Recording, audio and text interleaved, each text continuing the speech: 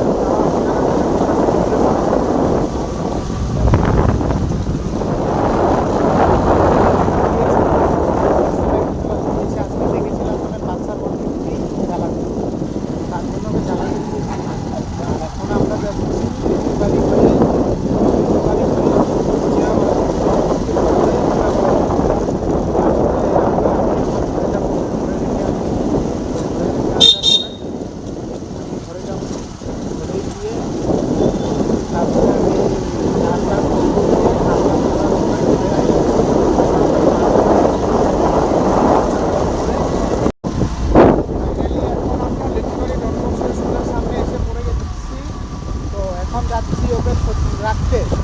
তো এখন বর্তমান কেনেকৈ নকৰিবা, পটককৈ দিলে এনেকৈ হ'ব, গৈ থাকা লাহে লাহে তারপরে আমরা ম্যানেজার দেখতে পাচ্ছেন, এই যে ভিডিওতে আপনারা দেখতেই পারেন, ঠিক আছে। তো এখন বাইক চালাচ্ছে, বাইকটা ভালো করে পারে না চালাতে, তাও ওকে দিচ্ছে দিয়েছে বাইকটা চালাতে। তো এখন বর্তমান আমি আরও 10 মিনিটের মতো ঘর পেয়ে যাব। তো 10 মিনিটের মতো ঘর পেয়ে গেলে তারপরে আমি ঘরে যাবো, ঘরে কিছু কিছু কাজ আছে। তো দেখা যাক কালকে দোকান খোলা হয় কি হয় না, পুরো জানতে পারছি না। ঘরে যাওয়ার পরে বুঝতে পারবো।